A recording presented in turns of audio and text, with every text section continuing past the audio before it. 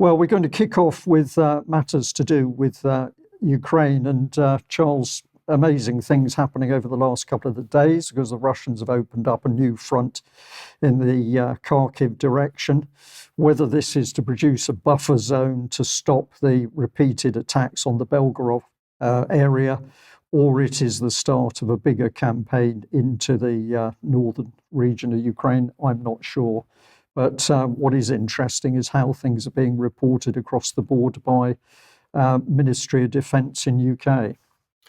That's it, Brian. Good afternoon, all. Yes, so what we'll do is have a look at the intelligence picture, or at least the way that the Ministry of Defence is casting the intelligence picture. So they put out regular updates from Defence Intelligence. And as a sort of small case study, we'll just look at the update from today, in which they concentrate on Russia's use of light vehicles. Effectively, the inference the reader is supposed to draw is that there aren't enough armoured vehicles left, and therefore that the Russians have had to resort to desperate measures, and that the Ukrainian FPV drones have already demonstrated their ability to effectively target such light vehicles. So the question is this really intelligence, or is it something else? It's something else that forms part of the information war. And we'll look further at the intelligence update from the 10th of May, in which they report on the Russian Victory Day parade. And again, the question is this really intelligence? They talk about 61 military vehicles on display. There was an absence of heavy armoured vehicles or tracked military vehicles. The lone ceremonial Second World War era T-34 tank starting the parade was the sole main battle tank present.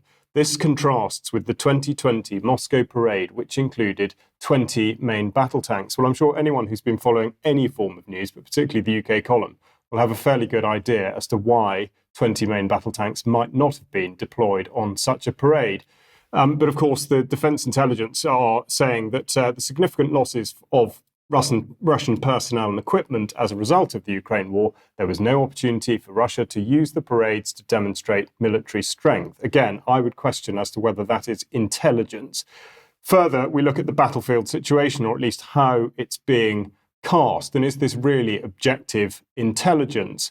Specifically, the little parts that identify Crimea, in which we're told that it's Ukrainian territory annexed by force by Russia in 2014. And indeed, the Donbass is referred to being Ukraine territory under de facto control of Russia since 2014. Which begs the question, what is defence intelligence? What is it for, and who controls it? The government website states that it's part of Strategic Command.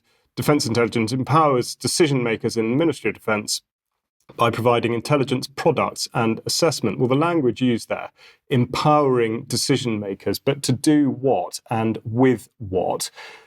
Critically, oversight. Now, they say that intelligence activity must be subject to external scrutiny. Now, I would agree, this is absolutely critical. And they go on to talk about the Investigatory Powers Commissioner inspecting defence intelligence records. So they set out the case as to how things should actually work. But let's look back to the annual report from the Intelligence and Security Committee of Parliament from 2022-2023, and in particular the statement given by the chair, Sir Julian Lewis, explaining what the intelligence community is and therefore where defence intelligence sort of sits within that. But particularly he concentrates on the current lack of oversight of those parts of other policy departments engaged in security and intelligence activities, and the impact on the assurances that can currently be provided to Parliament and the public regarding those activities is a matter of serious concern.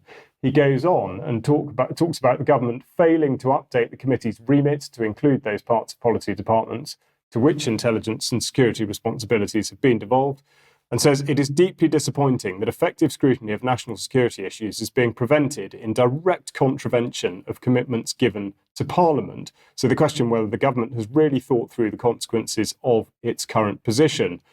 Further, he goes on to talk about the oversight being frustrated and describes that it therefore cannot provide any assurance to the public or Parliament that the intelligence agencies are acting appropriately.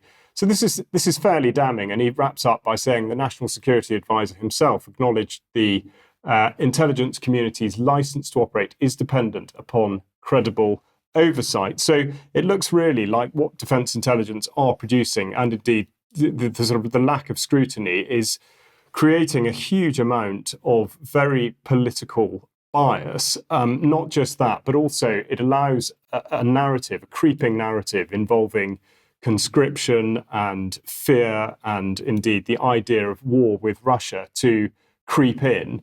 And I would illustrate that with the slide that the British Army have up at the moment, talking about Steadfast Defender, which I've shown before. And I think it's almost impossible to interpret an illustration like this without thinking that in some way we are already at war with Russia. And further, just to sort of square the circle, we look at Chatham House publishing this just last week, a piece called "The UK should not rule out sending troops to Ukraine despite Putin's nuclear threats." And there's a picture of David Cameron, who of course was reported on just last week as having said some fairly extraordinary things about the use of the weapons that Ukraine was being sent by the UK, which Brian spoke about on Friday. Cameron specifically said without caveats, and indeed effectively washed his hands of whatever might happen to British munitions once they've left for Ukraine. And he said that their decision about how to use these weapons is entirely their affair. So the part that defence intelligence seems to be playing in all of this is highly questionable, and indeed it's really very hard to look at it as a straight intelligence product. Brian, I'm sure you've got a comment to make on exactly the way that things are looking. Well, my comment, particularly on the tweets being put out by defence intelligence, is how unbelievably childish they are to try and suggest that Russia's so short of tanks it couldn't put them at the parade is just utter nonsense. But there can only be one thing going on, and that is that defence intelligence is attempting to mislead the British public as to what's really happening. And this is misinformation and it's disinformation. And as such, to me, it forms propaganda to give the public mind a different opinion than reality as to what's actually happening in Ukraine. So I think this is pretty shocking, and a lack of oversight being stated. There's some serious questions need to be asked. Okay, well, if that's what's happening.